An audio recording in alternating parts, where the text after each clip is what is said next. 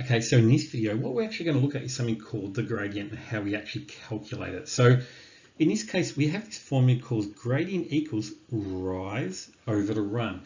You might remember from the previous video, I said what we're looking at is how far it's gone and over horizontally. Maybe pick a different color there so you can actually see it. How far it's gone horizontally, that's the run, and how far it's gone vertically, and that's the rise. And remember, if it's increasing as I go across from left to right on the x-axis, then I've got a positive. So this one would be, I should state that, this one would be a positive gradient.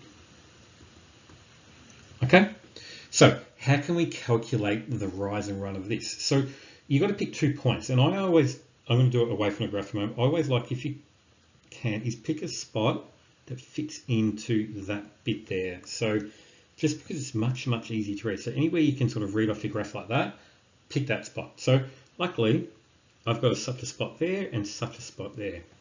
So what I'm going to look at here is, I'm going to go gradient.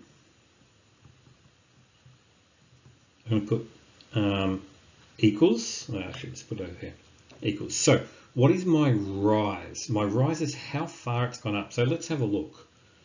So I'm going from 0 here and I've gone up to this point.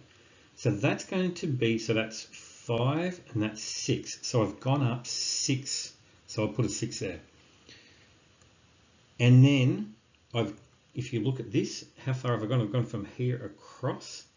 I've gone 1, 2, 3. So it's going to be 3. So my gradient is equal to 6 divided by 3 is 2.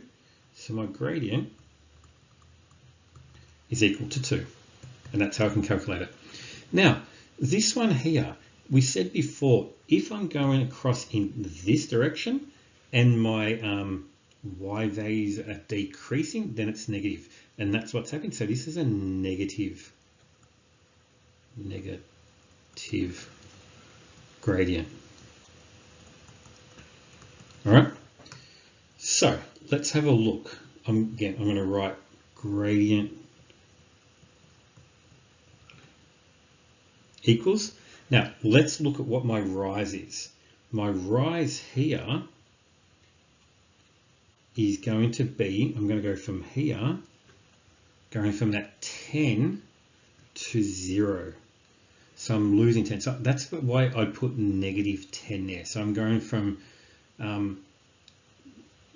as I said before, it's decreasing. So I'm basically, I'm going down 10. So I'm sort of making that 10's negative. So let's say negative 10 there. And the part that's going across, so let me highlight that, that's that bit there. Now I'm going across that far, and that would be, so that's 1 there, and that would be 3 here. So I would put, I can't count, can I? For that top bit, that's actually 9. Don't know why I thought 10, but clearly I was wrong on that one. If you picked it up before me, good job.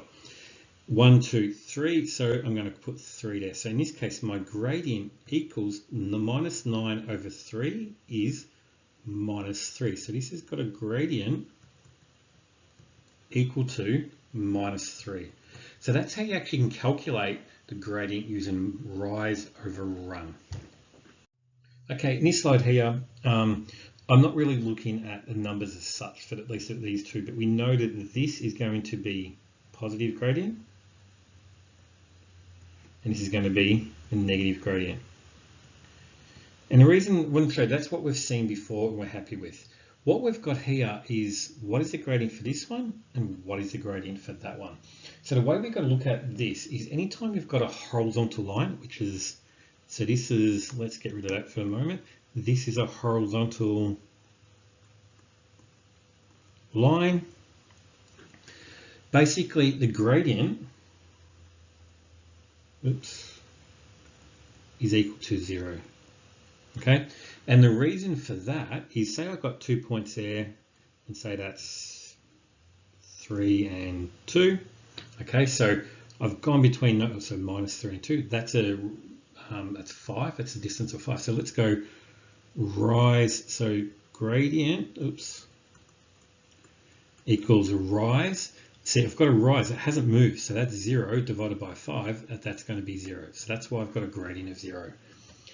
When I've got a vertical line, so this one's vertical, okay, vertical.